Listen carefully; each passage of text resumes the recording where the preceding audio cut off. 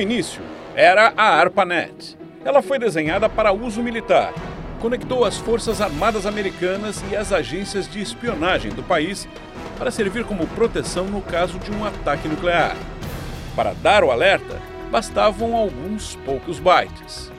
Mas em pouco tempo a ARPANET saiu dos laboratórios militares, formou a base da internet e invadiu nossas vidas. Mas uma nova rede que já está funcionando em universidades americanas vai fazer o que hoje nós achamos rápido parecer muito lento.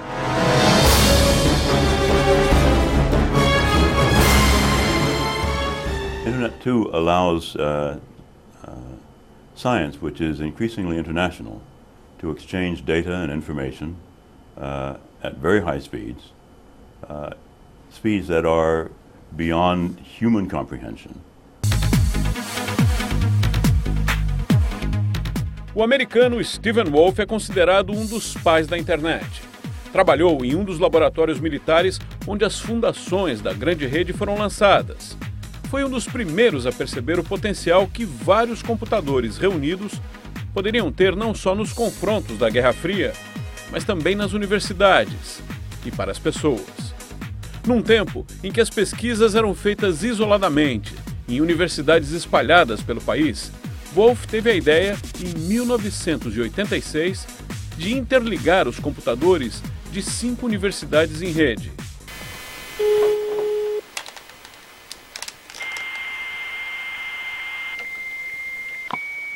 I was fortunate enough at the time, at the very early stages of the ARPANET. Talking the beginning of the 80s. In the 80s, yes. In fact, earlier, in the 70s. Correct.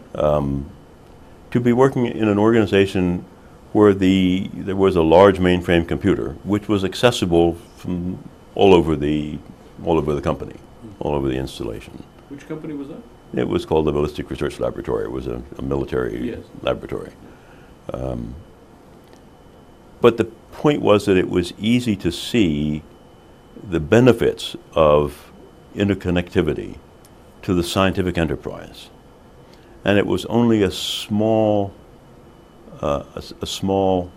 step to see that the same kind of benefits would accrue if it were available outside the laboratory, if it were available to everybody. That made you think that you could do that to buy clothes, machinery, and stuff? But it was obvious. Right? To you, it was. Well, but you see, everybody has these experiences, right? One of the things that I had to do at that time, I was building a house, right? And so I had to find out where the boundaries of the property were, right? And what were the zoning regulations on.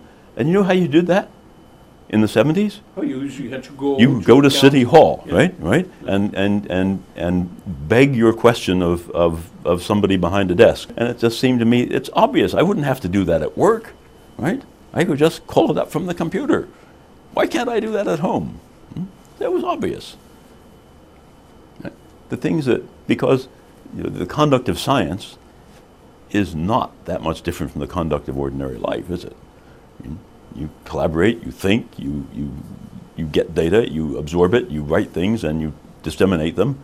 Those are all the things that you do in ordinary life. And since you can do them with a computer and interconnected computers for science and research, why can't you do them for everything else?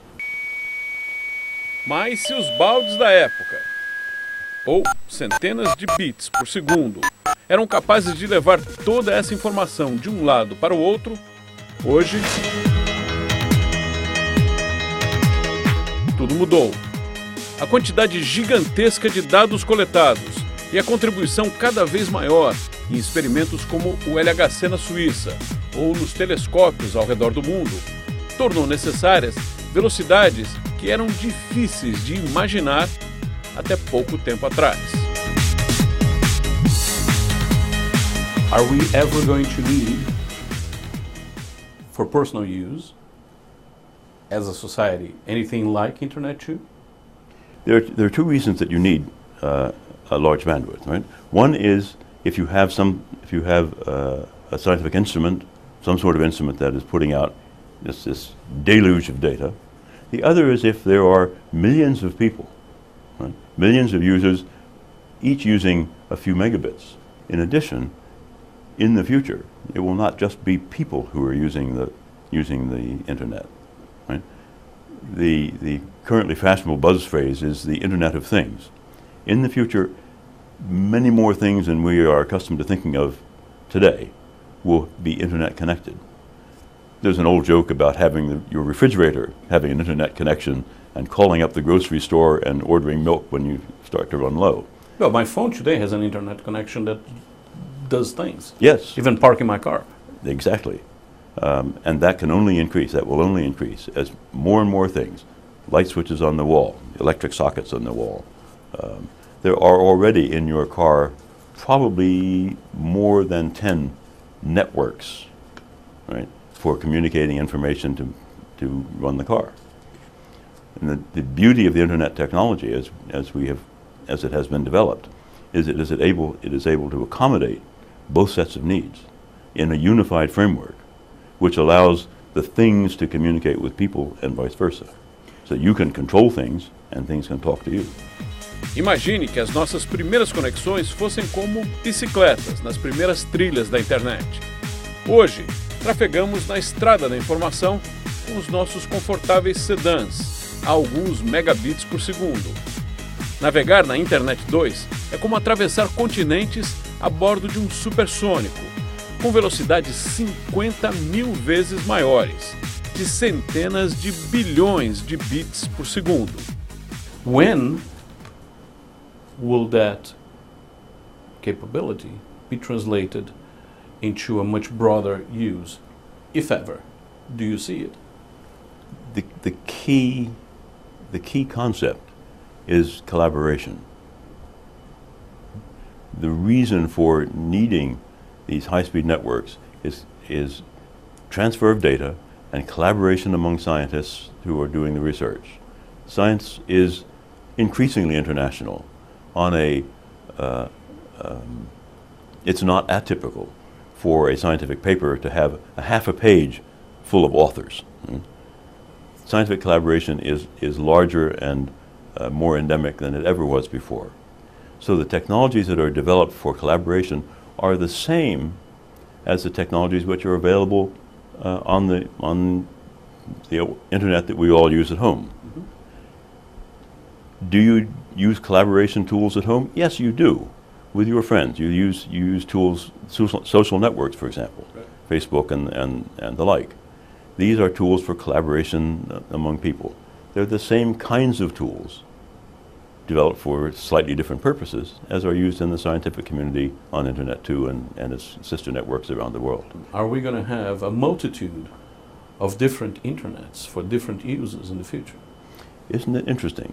The nice thing about Internet technology is that there is one underlying protocol called the Internet Protocol, and that allows all versions, all pieces of the Internet to intercommunicate. So if I'm sitting on a university campus, I can communicate over the commercial Internet if I want to talk to, send email to my parents at home. I can communicate over Internet too if I'm doing a scientific experiment with a colleague in Germany or in Brazil, for that matter. But by and large, the Internet is interconnected, and the commercial Internet can talk to Internet 2, users on Internet 2 can talk to the commercial Internet, and vice versa. I have always said that it is pointless to expect the Internet to be very much different from the world. Right? The Internet is a mirror of the world, and vice versa. But just as I would hope that my physical world is safer, right? I would like,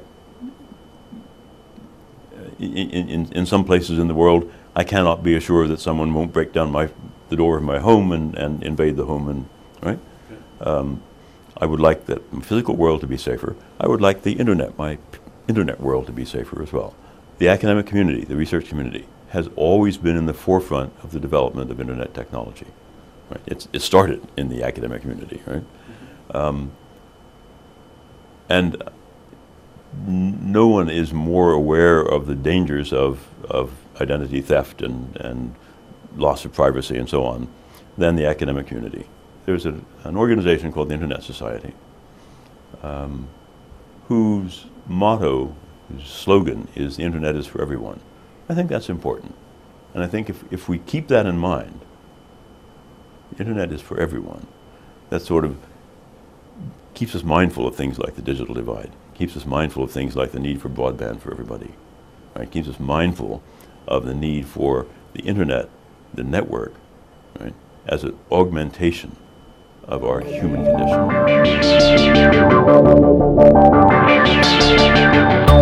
O surgimento nos laboratórios militares há mais de 50 anos, até transformar a nossa sociedade, a internet passou por uma evolução cada vez mais rápida. Dos megabits de hoje para os petabits do futuro, quanto tempo nos separa? O Globo News Ciência e Tecnologia volta na semana que vem. Até lá!